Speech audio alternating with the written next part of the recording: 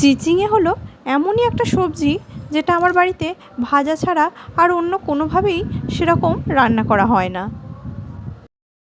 তাই চলুন আজকে চিচিঙে একটু অন্যভাবে রান্না করা যাক। প্রথমেই কড়াইয়ে সর্ষের তেল গরম করে তাতে জিরে আর শুকনো লঙ্কা ফোড়ন দিয়ে চিচিঙেগুলো দিয়ে দিলাম। এগুলোকে হালকা হাতে নেড়ে চেড়ে একটু ভাজা ভাজা করে নেব। ভাজার সময় এখানে আমি কোনো নুন দিইনি, তাহলে চিচিঙে থেকে জল বেরিয়ে চিচিঙেটা গলতে শুরু করে দেবে। এরপরেই আমি এর মধ্যে দিয়ে দিলাম আলুটাকেও চিচিঙের সঙ্গে সুন্দর করে ভেজে নেব। বেশিরভাগ সময়ই মাছ মাংস এইসবের রেসিপি শেয়ার করা হয়, কিন্তু এখন আমি ভাবছি যে মাঝে মাঝে এসব সবজিপাতির রেসিপিও আমি শেয়ার করব। কথা বলতে বলতেই কড়াইয়ের মধ্যে আমি দিয়ে দিয়েছি আরেকটু সর্ষের তেল। তার মধ্যে হালকা কিছুটা জিরে ফোড়ন দিয়ে দিলাম কুচিয়ে রাখা পেঁয়াজগুলো নেড়ে চেড়ে ভাজা ভাজা করে নেব।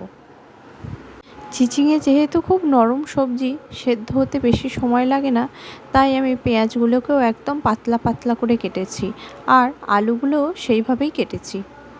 পেঁয়াজটা ভাজা ভাজা হয়ে এলে আমি দিয়ে দিলাম একটা টমেটো আর সামান্য একটু আদা গ্রেট করে দিলাম। টমেটোটা যাতে তাড়াতাড়ি গলে যায় তার জন্য দিলাম একটু নুন, দিয়ে দিলাম হলুদ গুঁড়ো, দিয়ে দিলাম কাশ্মীরি লঙ্কার গুঁড়ো। শুকনো লঙ্কার গুঁড়ো আমরা কেউ বাড়িতে ইউজ করি না, তাই ঝালের জন্য দিয়ে দেব কাঁচা লঙ্কা। মশলাটা যাতে না ধরে যায় তার জন্য আমি একটু জল দিয়ে দিয়েছি। এর মধ্যে একটু জিরের গুঁড়ো দিয়েছি।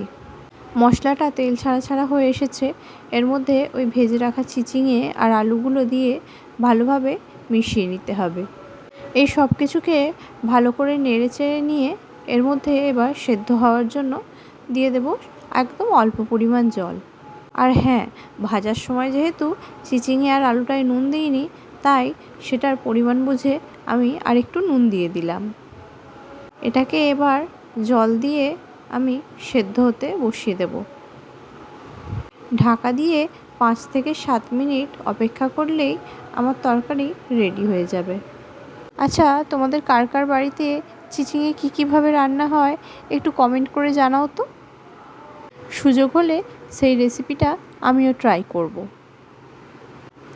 আমার 7 মিনিট মতো হয়ে গেছে। আমি ঢাকাটা খুলে দেখে নিলাম যে আলু আর চিচিঙে সেদ্ধ হয়েছে কিনা। এবারে যেটুকু জল আছে সেটুকু একটুখানি নেড়ে চেড়ে শুকনো করে নিতে হবে। ব্যাস, তাহলেই আমার চিচিঙের এই তরকারিটা রেডি হয়ে যাবে। আর হ্যাঁ, সব কিছু যখন সেদ্ধ হয়ে গেছে এখন দিয়ে দেব সামান্য একটু চিনি। আমার বাড়ির সবাই তরকারি একটু মিষ্টি পছন্দ করে, আর যেহেতু এটা রাত্রে করছি, রুটি দিয়ে খাওয়া হবে, তাই সামান্য একটু মিষ্টি হলে ভালোই লাগবে। দেখুন তরকারির জল একেবারে শুকিয়ে গেছে আর তরকারিও আমার রেডি হয়ে গেছে। রুটির সঙ্গে এবার গরম গরম সার্ভ করে দেওয়ার পালা।